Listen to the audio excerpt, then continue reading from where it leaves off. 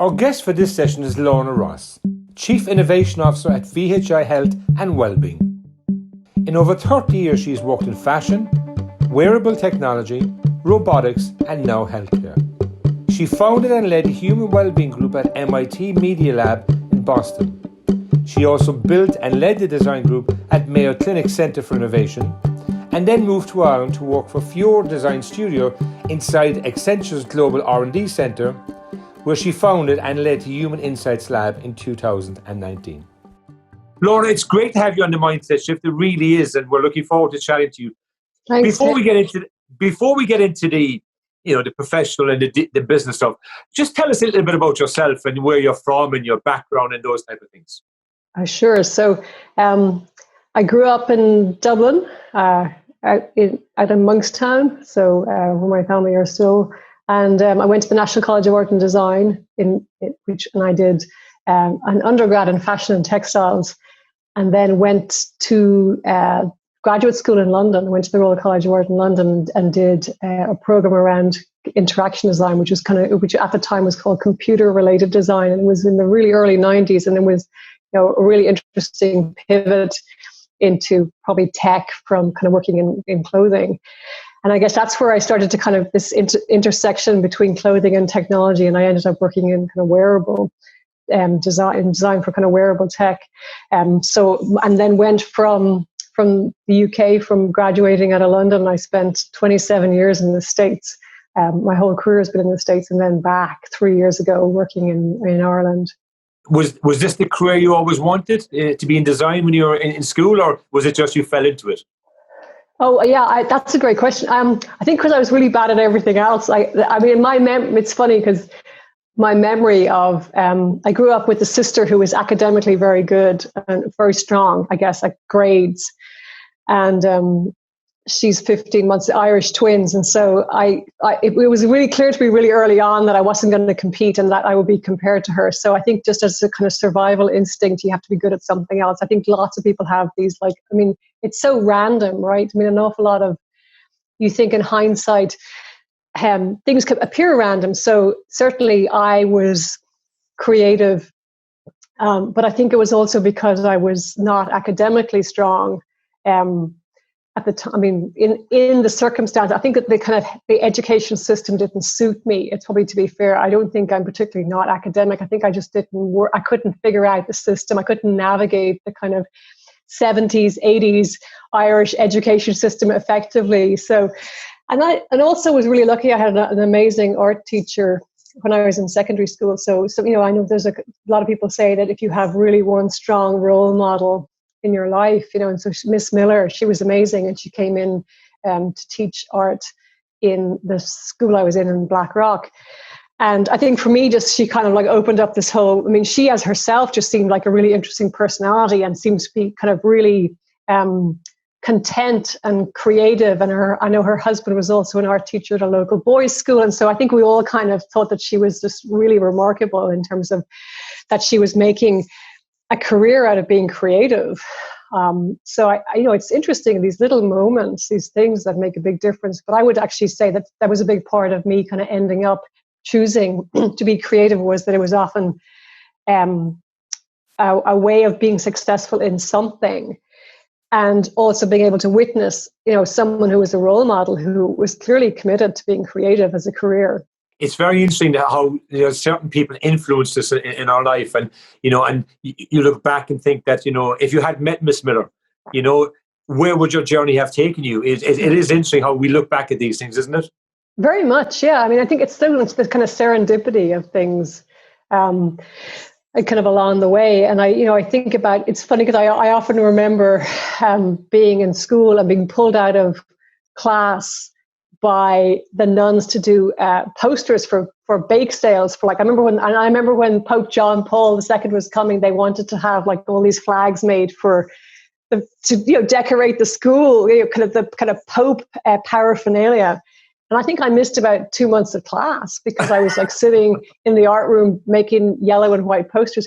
And so it's really funny how it defines you. I mean, it's often I think people, you think about what's projected onto you in terms of what people value. And if you're a child and you have some social currency, and I mean, I didn't have a lot of social currency academically, but I clearly had some social currency that I was actually able to create. Because it mirrors my own life in some ways, because sport was my sort of passion. And, Right. so I would be taken out of class to go and play sport for the school. And, I always look back and say, my grades really never recovered, not that I was the best academic.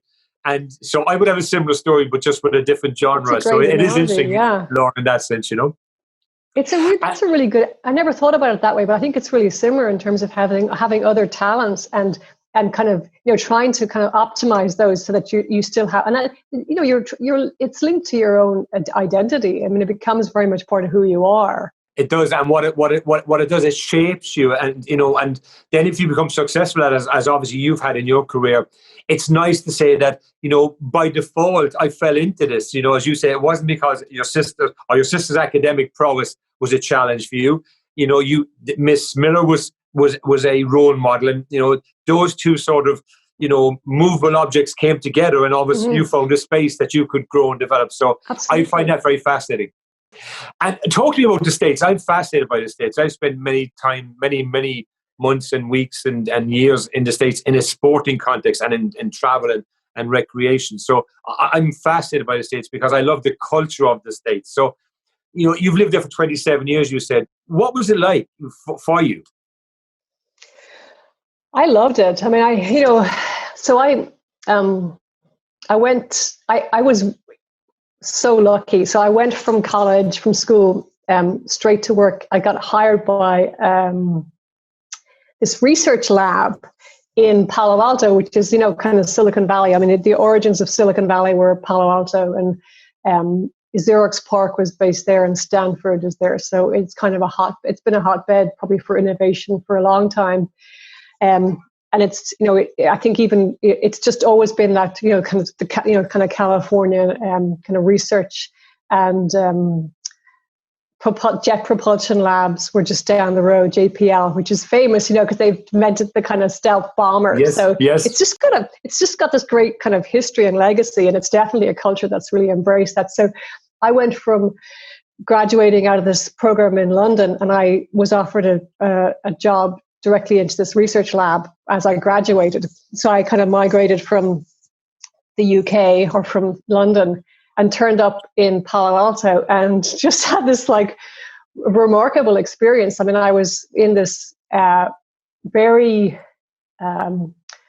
really unique community of people, most of whom were much further along in their career, and they were very established in terms of all the different research that they were doing. That many of them had come over from Xerox PARC, and so they had kind of migrated over and were so kind of confident in themselves and their area of expertise. They were incredibly generous, and so I ended up in this community where it wasn't terribly competitive. It was just really collaborative, and we had this remarkable budget. So it was funded by Paul Allen, who had been the co-founder of Microsoft with Bill Gates, and he had founded this research lab. And so it was kind of a kind of crazy budget that we had in terms of doing research.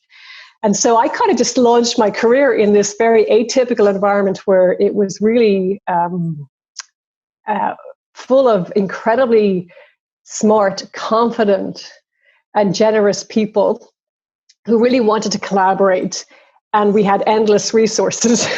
So it was like, if you could make up the perfect job, I had the perfect job. And so that's kind of amazing to kind of start your career. And I actually credit that with having set, this sounds really precocious, but it really established for me what kind of places I would work in the future. I was very clear about the kind of environments I wanted to work in and the kind of people I wanted to work with, because I had had that opportunity to see how good collaboration can be.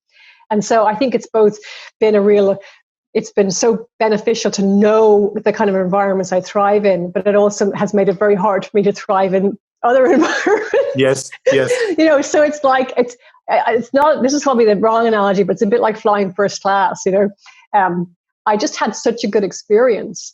But it also really boosted my confidence. I mean, I came straight out of school and I ended up working with people who had, multiple patents, and they had done remarkable things, and they, they had kind of really, they they had maybe the privilege and luxury of doing extraordinary things. And so they were I had a lot of mentors. I mean, I was really mentored really strongly in that community. And so I think it really helped with my confidence as well. You know, as a designer, I was the first designer that they hired. They used to joke that I was a designer with a capital D. They would always go, they all wanted to be designers, but they would say, but you're a designer with a capital D. And they were they were really supportive. And so I spent a couple of years in that community, and I got to do amazing pieces of work, and I got to learn an awful lot, and I probably kind of matured myself, and I kind of got to learn how to be really collaborative, I guess, and to collaborate with people who are very technical. And I think that was a huge, kind of a value to me, is that to kind of work across disciplines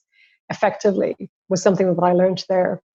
That's actually a very good point you make, because you need to collaborate with people who are very technical.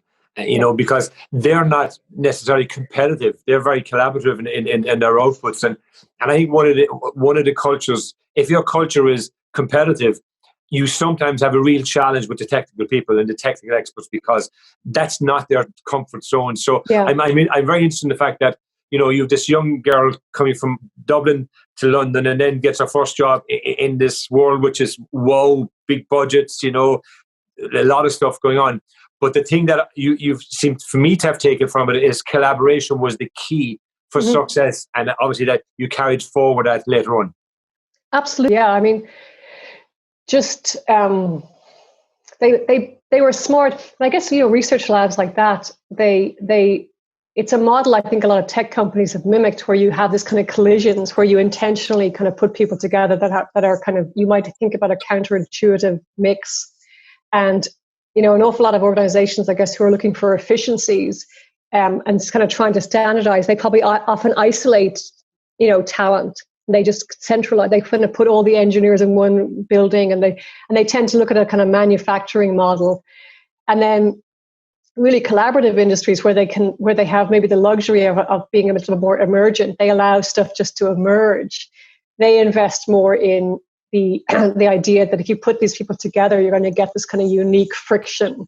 And, you know, if they're equally, I think the thing that's, what happens is you ultimately want to contribute because everyone else is contributing. So I think if you can create a culture where everyone else really seems to be contributing, you really want to contribute. And that could be a little bit competitive. I think that's human nature, right? You want to be adding value. You want to be, you know, appear to be engaged. And so it just prompts you to be very, you know, to be really engaged if other people around you are engaged, but it doesn't feel, it feels very natural and instinctive. And I think that, you know, they were really clever at, you know, putting teams together and allowing us to kind of determine the direction that the work would go in. I think they hired some really senior people who were so inspirational that we all would just admire them so much.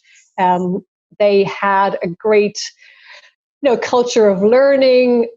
You could move across different projects. You know, you could really do almost whatever you wanted to do. So people gravitated towards. I mean, it's a kind of natural thing where if a project wasn't very successful, it was because people just moved off it, and then people gravitated towards the. So again, very emergent, very organic in terms of how the work happened. And so, yeah, I mean, it was, and people really wanted to work there, and again, it was very similar to what tech cultures do now, is that people were there all the time. They didn't even go home, you know, because it was just kind of, it was kind of intoxicating, I guess, a little bit, kind of culty, maybe, bordering on which I think is what, you know, a lot of tech companies have tried to mimic. You know, some of the original labs that were in the Valley were cult-like, in that you just really wanted to be there because of the people you got to hang out with, and you felt like you were getting smarter and smarter just by being, you know, just through association. I think the point you made, though, about the individual and our own individual competitiveness, you know, it blossoms more in a collaborative environment. That's actually what I found myself when I work with clients that, you know, who are in competitive environments. It restricts their own growth because they have to feel they have to outperform somebody. Yeah. But if you're in a collaborative culture environment, it actually enhances your own growth and gives you confidence, and your competitive skills become more dominant. And that obviously is what, you know, happened to you, you know, in those days. No, absolutely. Yeah. I mean, I think I didn't, I think, when you're creative, you potentially, you are better it's very hard to be really creative alone as well. So Yeah. I don't think I would have, and I'm not, I think I'm really bad at kind of being political. I mean, I think I have absence of all the skills that, I don't really know when I'm supposed to say the right thing. And so I would say that Interval was full of, a group of misfits as well. I think there's certainly a kind of extreme personality type that ends up maybe going into research, and definitely introverted, probably obsessive about a particular thing, so, and a little bit maybe overly obsessive. And so you find your tribe, and they're a little bit like the kind of group of misfits. And so, for me, I kind of turned up in this research community, and I was like, oh, these are my people. This is exactly because they're, you can be kind of odd in that community. And I think an awful lot of people who work in kind of tech industries, and there's a lot understood about that kind of phenotype or that kind of personality, and a lot of introverts. And I think when you find people who are like you, that feels really good as well. And I think for me, that felt really, really good. For a long time, you stayed in that, creative innovation design world. And then you joined VHI Health and Wellbeing. And, it just seems to be just a big step, So just talk to me about how you decided to make that step and the reasoning behind that step to VHI Health and Wellbeing. Sure. Well, probably like 7 different jobs along the way. Yes. In terms of, I think I started my career at Interval, and then I went to, I worked for the Department of Defense. I worked for DARPA in the States, and worked for which is part of the designing for the military. And that was also another kind of community. I mean, you're not dissimilar in terms of like lessons learned working for the military, and that community of users and designing for them. And then went and worked at MIT Media Lab, and I've worked teaching, and then was also at the Mayo Clinic, and then ended up with Accenture. And so I came back to Dublin with Accenture, and they had I had been offered an opportunity to come and run their design studio in their research lab, which is called the DOC, which is up in Dublin. Yeah. And it's basically a flagship global innovation center that they have. It's fantastic. And it was a lot around emerging tech. And so I'd been at Mayo Clinic for about 9 years. And, the kind of opportunity, I guess, to come back to Ireland after being gone for so long had always been an idea, but I actually, to have it linked to a really fantastic job, an opportunity.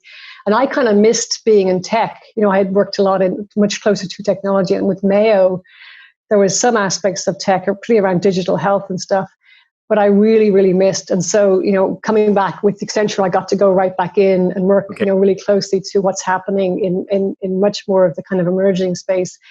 And then, so my plan was essentially to do that. And then I was offered an opportunity to kind of go and to help VHI kind of stand up a kind of transformative healthcare model.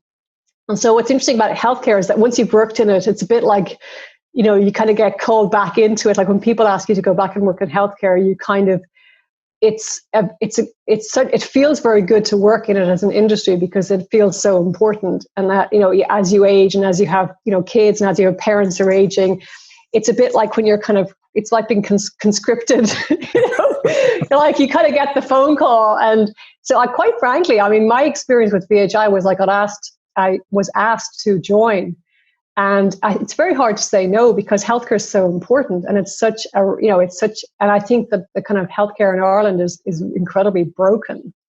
And I've seen, having worked in the US and having worked in healthcare transformation and innovation in the States, I can see how much change can be done. I can see how much it can be improved, and I feel like the narrative in Ireland has been that it's just so broken, people have kind of given up on it. And I think that's a real shame. I think that there can be a much better model of care and healthcare and clinical services. Any country that wants it, it just means that you have to really commit to the transformation. So that's one of the reasons why that's the reason why I ended up back at VHI is I strongly believe that healthcare is a right that people have, and it shouldn't be so broken. I think that there's no excuse for it to be so broken. And in your role in VHI, it's obviously Chief Innovation Officer. So, VHI are obviously the longest established healthcare company in the country, but they are really innovative. I mean, I worked in the healthcare industry with Bupa when Bupa came into the market in the mid-90s. So I worked there for a period of time. So I'd be familiar with the healthcare market and the challenges and the successes in that. But I've always found VHI to be very innovative. Even though they'd be seen as a very traditional staid organization, but which is not a fair reflection of the innovation I would have seen, from them. How much of a free license do you have in your role, as Chief Innovation Officer? I think it's interesting. So, I mean, when you're innovating, innovation is really interesting. I've worked in different industries in innovation, and I think that there's two types of innovation, and an awful lot of people are, they embrace and are quite tolerant of what I call additive. So innovation that adds, that you can create novelty, you can create something that's new, and you kind of add something to the system. But innovation that's abstractive or subtractive, where you're trying to take stuff away, when there's redundancies and there's inefficiencies, and where there's kind of inertia. And I found this certainly when I was working at Mayo, is that Mayo was 150 years old, and an awful lot of legacy and an awful lot of things that existed that were less and less valid or relevant to patients. And universally, my experience was when you try to change something, it's, you can add things, but you often can't challenge the status quo. And so people think that innovation is about people making more new stuff. And, people think that's great, and they can often be, it's not very threatening. But innovation where you're really, innovation where you're really questioning the validity of things and the incumbent, and you're looking at orthodoxies, and you're trying to kind of question the impact these orthodoxies are having. That's really threatening. And I think my role probably in VHI, and I think looking at the kind of healthcare system that our members experience, so much of it is about really questioning the value of the current aspects of the model. And I think that's really challenging, because I think people that's quite controversial. And I think it's one thing to kind of create an app or make something on a website, or offer something novel, so long as you leave everything else in place. And people will tolerate that, because they're thinking, well, you're not really, you're not. I think when innovations that make things redundant. I mean, we did some work at Mayo where we built out a couple of practice models, which meant that the existing practice model became completely irrelevant.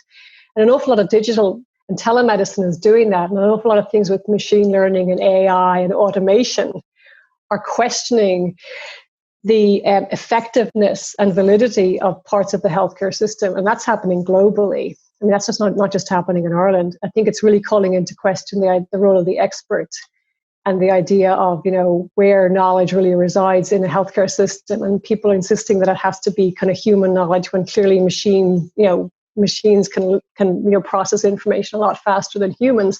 So I think it's a really exciting time to be in healthcare, because I think healthcare is being really disrupted.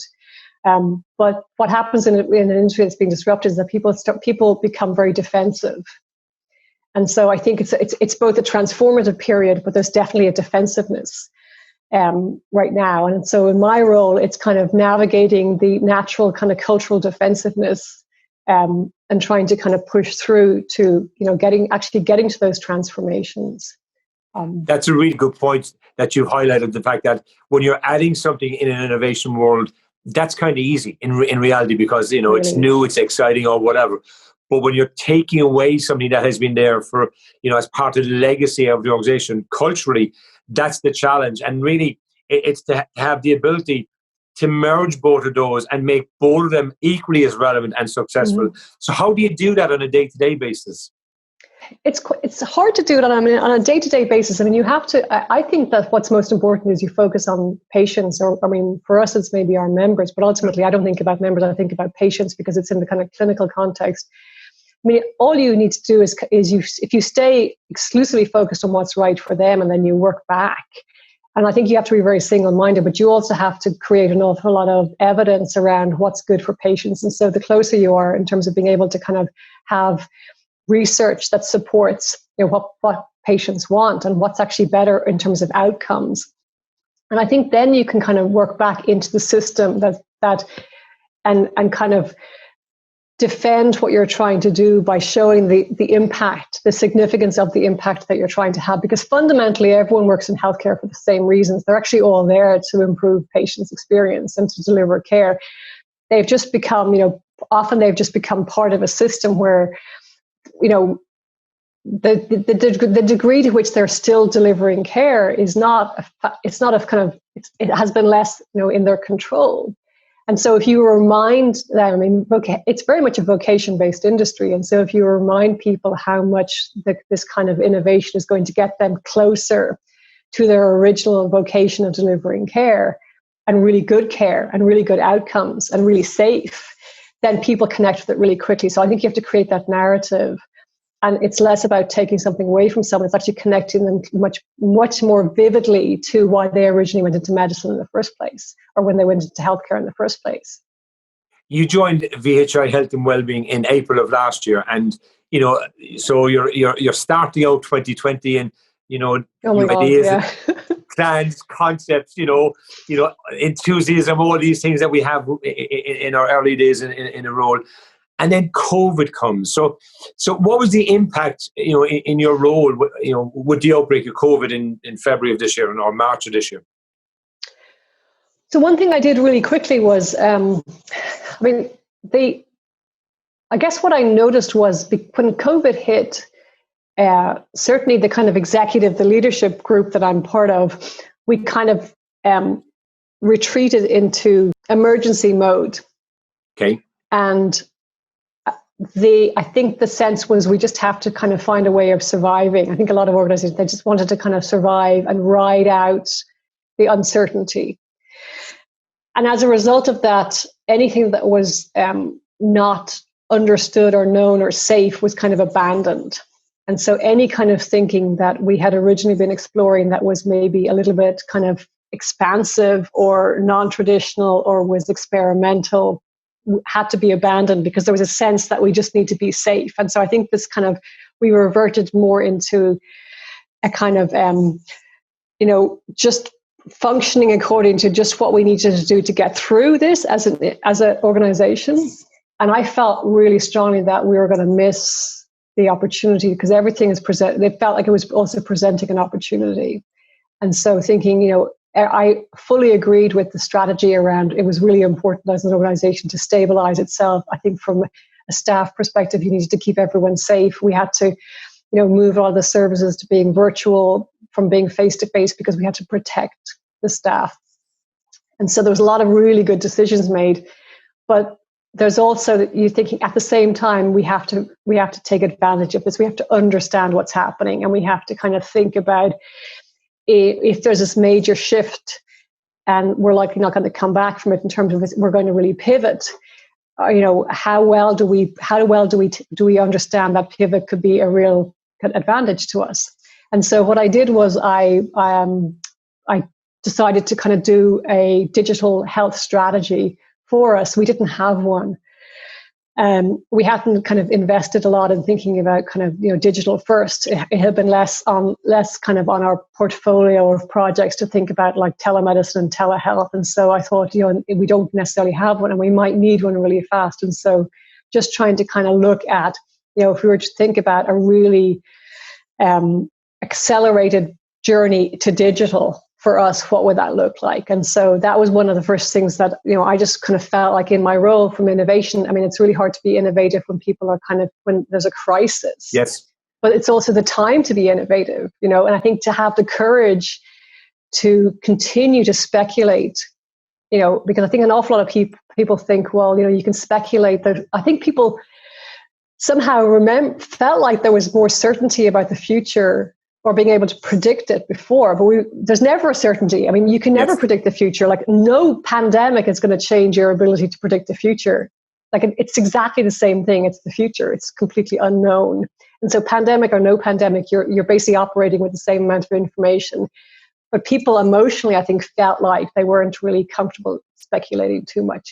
And so I think, in my role as Chief Innovation Officer was to just try and continue to be, quite optimistic and to really speculate and to really start to kind of try and connect all the dots and trying to kind of anticipate, where might we end up?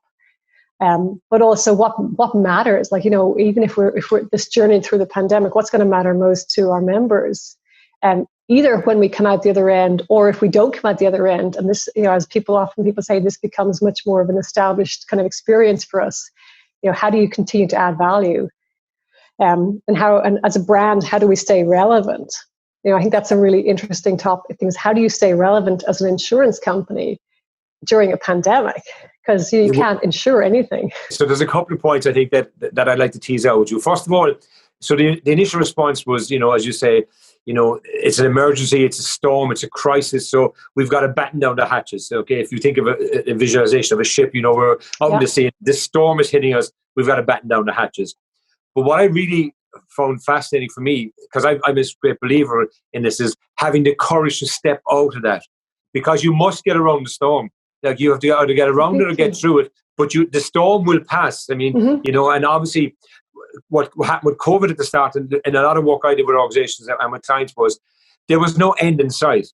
With other crises, we always have an end in sight, but with this pandemic, at that point, there was no end in sight. So our emotions were very different. And obviously the health of our staff and the health of our families are the most important things. But going beyond that, in the business sense, you have to have the courage to stay, and say, I'm going to look outside, and see how we different journeys. And you would use the word that we've got to pivot, the straight line we thought we were going to go from, from Boston to Miami is now, blocked by the Bermuda Triangle. We've got to go around or get through it. So how difficult was that for you to sort of push through that courage and that sort of strength?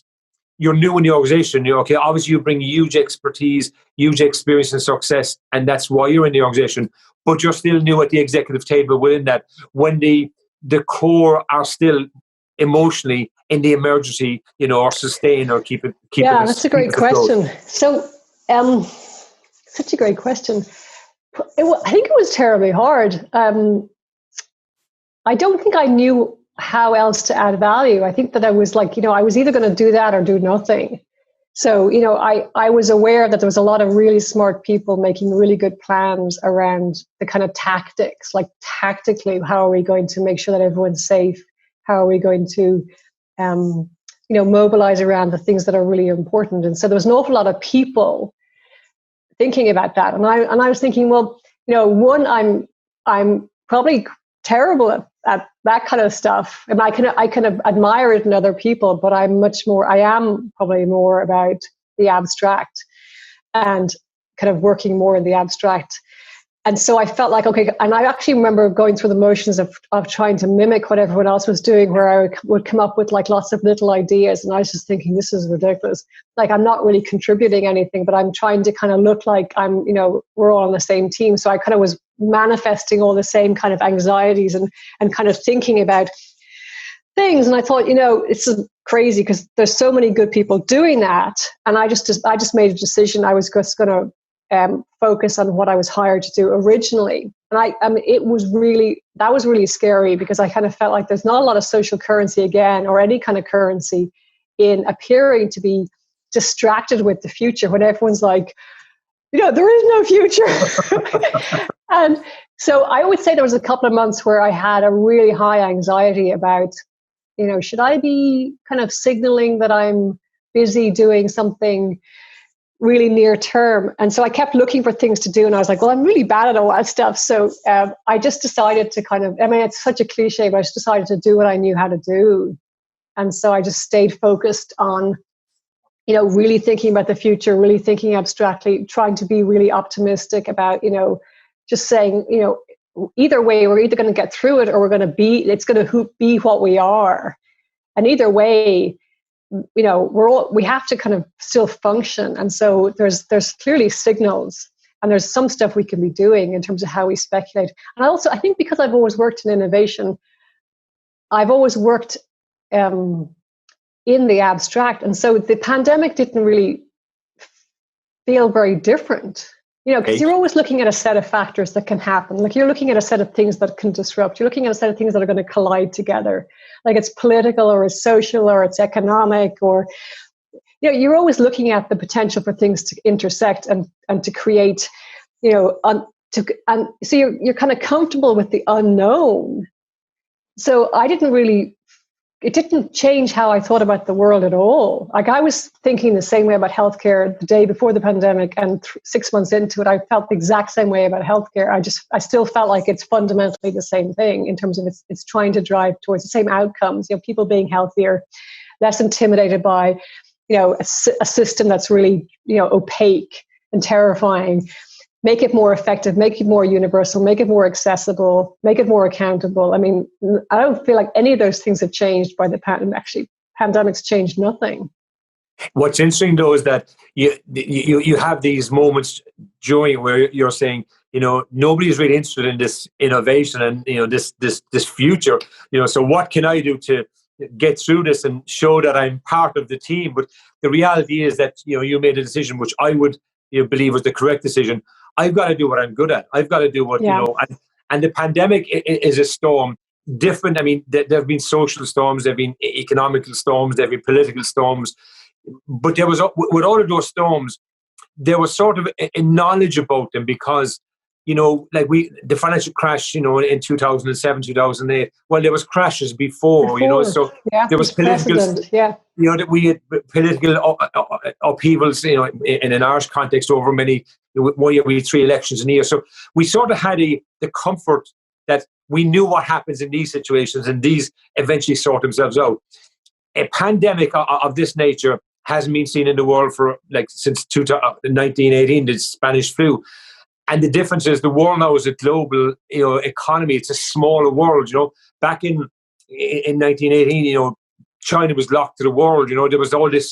Russia wasn't so open. So there was a whole lot of differences.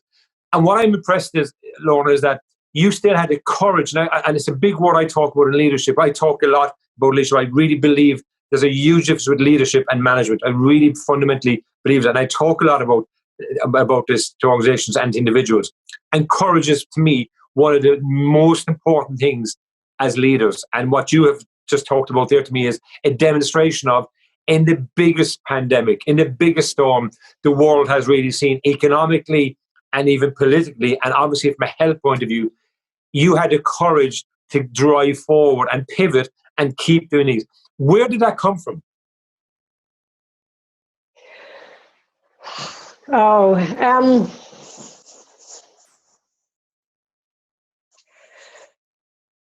Such an interesting question. I mean, potentially back to what we were originally talking about. When you've been surrounded by, I think I had met or witnessed enough people who had been similarly courageous. I felt like, I think it's back to this, the kind of the role model that I had when I was young, and then having a lot of mentors and just I think I'd seen other people be really brave. I think I had seen people be, really stand up for what they believed in. I think I had seen them. For example, I've twice lost jobs because I wouldn't compromise. So I often tell, and I think it's really important to tell stories about failure. And I know that I'm sure you're a huge fan of it as well, Tim, because I think Yes. Any good leader has to be really honest about the trade-offs that you make. And so, I've been in situations where I've had to walk away from things because I won't, not the word compromise, but I just kind of, I know who I am. And so I think a little bit, I was hired as a chief innovation officer a couple of, 6 months before we got a pandemic. And then innovation is like, a kind of a dirty word suddenly, because it feels like a luxury. And I think an awful lot of organizations think that innovation is a bit of a luxury, that it's something you do. It's a bit like Maslow's hierarchy of needs, Yes. right? You're going to do all that kind of speculation and kind of, theory stuff when everything else is fine, and I think that's back to this. And so, but everyone knows that actually good innovation always comes out of crisis. I mean, an awful lot, if you look at like the big moments in innovation that came out of the Cold War, for example, that came out of, again, a lot of defense industries, in terms of like that urgency to break tradition, the urgency to break orthodoxy, the urgency to break rules, permission to break rules comes out of crisis. And, so I think a lot of people maybe would have thought, okay, so innovation right now is a luxury we can't afford. So we're going to put it, and I felt a little bit like my role was going to go into hibernation. Okay. I think people would have been quite not comfortable with it, but it was almost like if I had done that, if I had said, I'm going to take my hands off the innovation wheel for 6 months until we steady the ship, to your analogy, and then we'll start getting all innovative again when everyone feels really safe. And I was like, well, one, I'm going to be bored for 6 months. But it also didn't feel like the right thing to do. It felt like it's really important that, it's like wherever we end up, what I didn't want us to do was to interpret the crisis in a way that we ended up going backwards. And I think if that had happened, it would have been for like very sincere, legitimate, honest reasons. It wouldn't have been through bad decisions. It just would have been, two different paths we end up taking. And I kind of thought, it's a bit of a cliche, but I thought we could end up in two very different places. If I take my hands off this kind of innovation narrative, we're going to end up somewhere, and that could be fine. But if I don't take my hands off this, then the innovation, kind of trying to push for it, we might kind of end up somewhere else that I think is fundamentally a better place to end up. And so we can kind of regroup, and what we end up regrouping with is maybe a different kind of value than if we kind of revert it. And I think there's a real risk psychologically if you crisis is handled in a way that is kind of, let's say, pessimistic. That's where you end up. That's what defines you, right? And so I think if you can kind of manage through crisis in an optimistic way, it's so much healthier. Yes. Place to end up. Well, I was going to say, I think that, the responsibility of the executive team, and I speak regularly to people on this, is to make sure there's a business to come back to through this crisis. That's the responsibility of the leaders of the business. But it doesn't have to be the same business.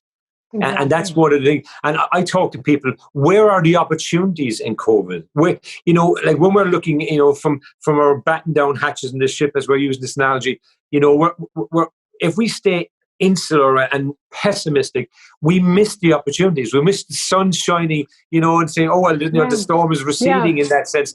And what I think is fascinating for me, just chatting to you, Lorna, is that you didn't stay down in the hatches. You still said, look, I'm not going to be bored for 6 months.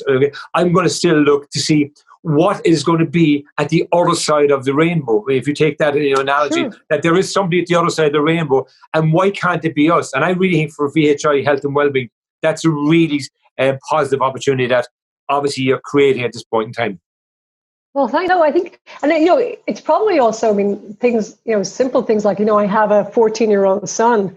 And so, I think you just, the idea of kind of not finding a way through it and not being optimistic and not understand. I think so many people can get impacted and they can become very paralyzed. And I think paralysis, it's really natural. It's part of a kind of status that you end up in as a coping mechanism. And a lot of people, it's a very valid coping mechanism is to be a bit paralyzed, and no one would judge anyone. But I don't think, and I think, certainly from the perspective of growth and change, it's the last thing you need to do is get paralyzed. It is really dangerous. So I just almost it's just more important to be busy, because the moment it gets hold of you, you're being paralyzed, you don't even know it's happening you. And I think that it was just that sense of, so I spent a lot of time doing an awful lot of reading, and then started to push and say, and I actually told people I'm going to do our digital health strategy and I'm going to have it back in 6 weeks. And I just said, I'm just going to do it because, one, it keeps me really engaged. It keeps me focusing on the future. It keeps me thinking past, and it puts the pandemic in context, and it kind of helps kind of shrink it a little bit in my head. Okay. And stuff like that really matters. And I think it is, because what's interesting is, everyone was talking about the pandemic as if it was something that was separate to who we are. I mean, we're part of nature, right? We are nature. You know, we're just another organism. And so it's like, we talked about it like it was an alien that came in a spaceship, and how dare it, you know, and it's like, who, you know, and we're such victims, but we're part of nature. We're living on a planet. And so I think it also felt like we're really misrepresenting our relationship with it. Like there's a kind of symbiotic relationship we have with lots of things. I mean, we have, you know, we're destroying our kind of climate and our environment we'll discover that more and more. It'll be the kind of experience we continue to have. So we're always slightly at odds with the environment we're in, and with organisms and with pathogens and stuff. And so I don't know why we're all so terribly surprised. Yes. That, you know, it's not that terribly surprising. And yet I think we spend so much time talking about it like we were victims. And I found that really annoying after a while. I think one of the reasons why I had to focus on just being busy was I didn't want to talk about how pissed we all were about it. It just seemed like a really bad use of energy. You know, it just like, yes, it just dominated, and people were just being consumed by how much we had to talk about how unfair it was, versus saying, you know, it's probably not terribly surprising given, you know, the way we've chosen to live, how densely we've packed populations into cities, how much we've become global, how much we like to move around the planet, how much we like to destroy our planet. So, you know, it's probably not as incredibly surprising. Like we all were acting like so surprised this happened. And so I think after a month of kind of adjusting, I thought this is getting really negative and distracting. And there's going to be a future, and we should stop just thinking about the now. We should think about the future. But I also think learn from what happened. I mean, I think it's evidence that we indexed really heavily too much in terms of, like, you know, the fact that we have prioritized human impact, or we're so not accountable for the human impact that we're having on the planet. So I think it's probably a good opportunity to kind of reflect on some of that, and to think about the kind of our relationship with the planet that we live on and with other organisms. We clearly this will happen again and again and again. Yes. If we don't understand the relationship we have. But we are part of nature. We are nature. We're not different to it.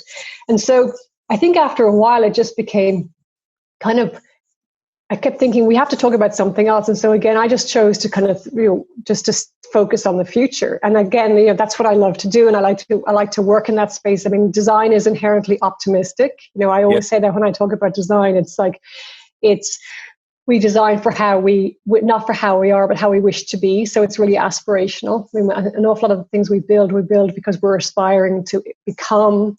So, you know, I kind of reverted back to what I know from design, is that it's a way to get out of a hole, is that you design your way out of it. You don't just sit in it. You kind of, there's ways of getting past things, and you have to plan and design and commit. You don't just sit there waiting for it to get better. What's interesting for me, Lorna, is that word commit, because one of the other points I talk of many about leadership is commitment. And it is, you know, you have to commit, and what I find fascinating chatting to you is that, you know, this series is called a mindset shift. I don't get the perception from you that your mindset shifted during this last, you know, challenging pandemic. It just evolved. It just carried on, looking for an evolution of the things that you were really good at, and that really is a compliment to you. That, you know, to me, you evolved your mindset. You pivoted. You know, VHI Health and Wellbeing pivoted. You know, some people still, you know, are in a pessimistic world, and that's but what you have done really well, and that's why, you know, there's a future successful digital program now, you know, for VHI Health and Wellbeing, is because your mindset just evolved. You always had, you know, a growth mindset. It's just evolved now a bit. Well, no, thank you. And I think it felt pretty natural to yeah. I mean, I think there's always going to be challenges. I mean, pandemic or no pandemic, I mean, I would say that, you know, you could have made a list of all the things that were already wrong with the world, right? And lots of things that we all should be very embarrassed by and ashamed of already, and stuff that we should want to change. So I don't really feel like we suddenly, you know, woke up and went from being perfect to being not perfect. I think there was lots of evidence along the way that we could have been doing a better job. So with that in mind, I mean, I felt like I got into working in healthcare again in Ireland because I felt like we could do a lot better by patients. And so I don't feel any differently. It wasn't like we went from a really good healthcare system and then the pandemic hit and now we have a really bad healthcare. We didn't have a great healthcare system before. So I'm still committed to the original commitment, was to think about, what kind of care do people deserve and what kind of, experience should they have, even if they are diseased, even if they become ill, what should that experience of being diseased feel like? And what does the healthcare system owe people? I mean, what is the role of a healthcare system? And that's thinking more generally. And then what's the role for VHI in supporting and promoting and trying to advocate for a kind of healthcare system that is more humane? And that I felt the same way about that, 2 years ago or a year and a half ago than I do now. Well, you came into VHI with the philosophy of making things a little bit better. You've definitely made the series a little bit better by joining us. I want to thank you so much, Lorna. I really enjoyed the chat, and best wishes for the future. Thank you, Tim. It was lovely chatting with you. Thanks so much. Thank you for watching The Mindset Shift. For more episodes, check out www.talenthub.ie/The Mindset Shift.